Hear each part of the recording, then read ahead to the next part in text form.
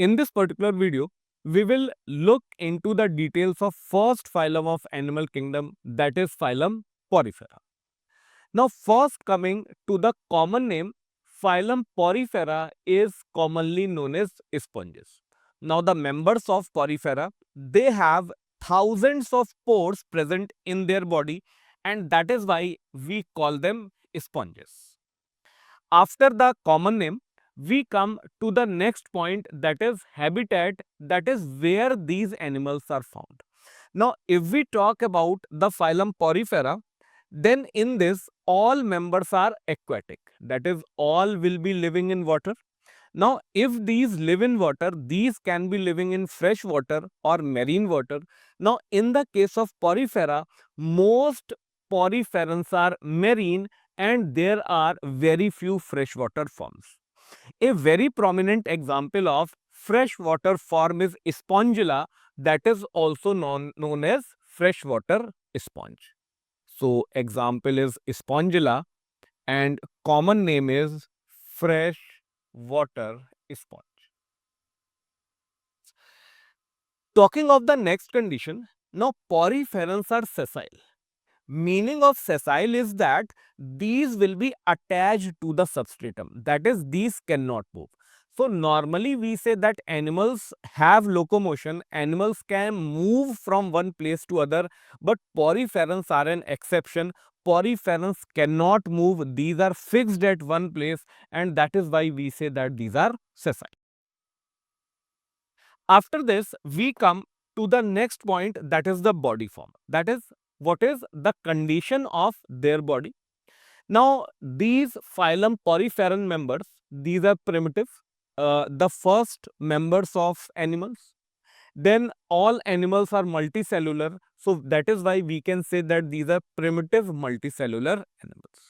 Now, their body will have pores as well as canals will be present. There is a very important system present in the case of phylum Porifera, and that system is called as water canal system or water transport system. The point to be remembered here is that there is one more similar system that is called as water vascular system. Now, water vascular system is present in the case of echinoderms. In the case of poriferans, we call it water canal system or water transport system. Now, this system has three parts in it.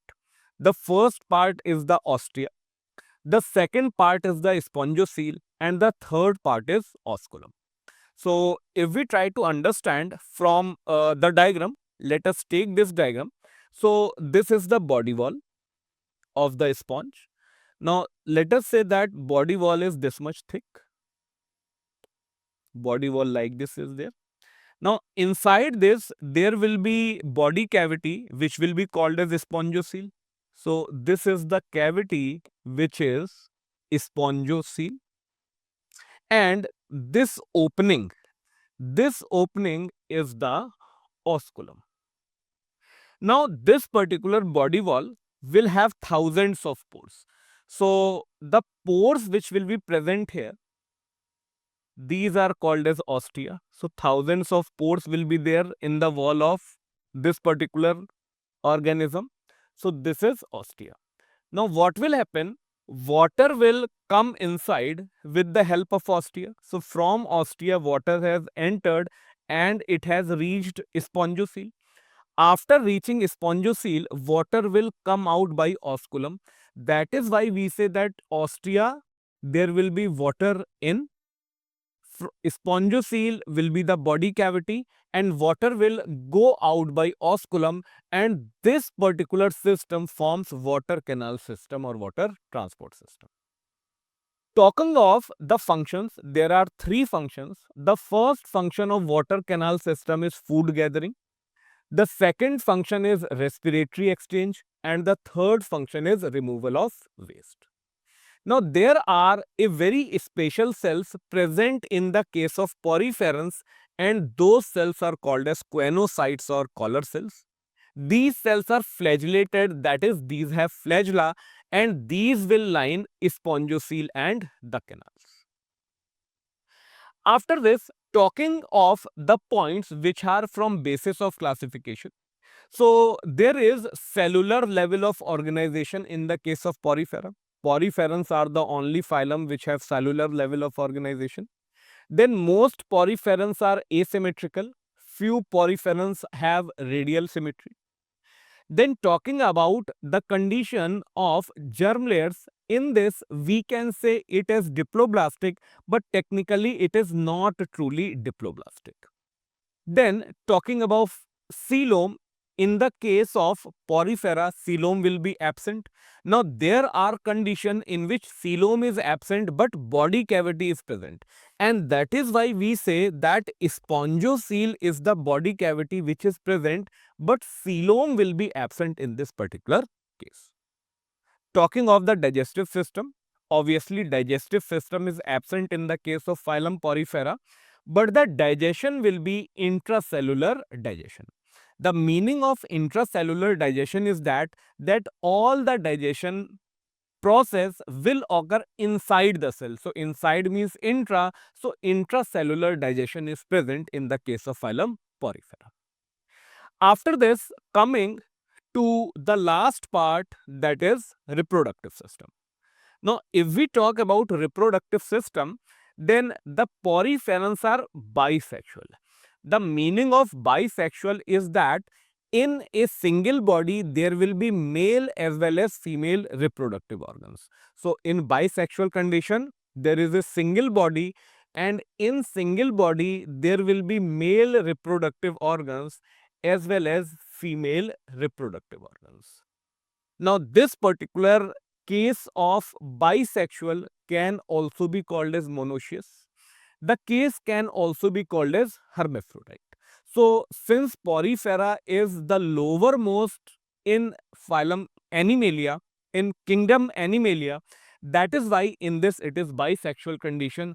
As we move to the higher organisms, slowly this bisexual condition will change to unisexual condition. The second character, we talk about the type of reproduction. So, in the case of phylum Porifera, both asexual and sexual reproduction occurs. Asexual reproduction occurs by fragmentation.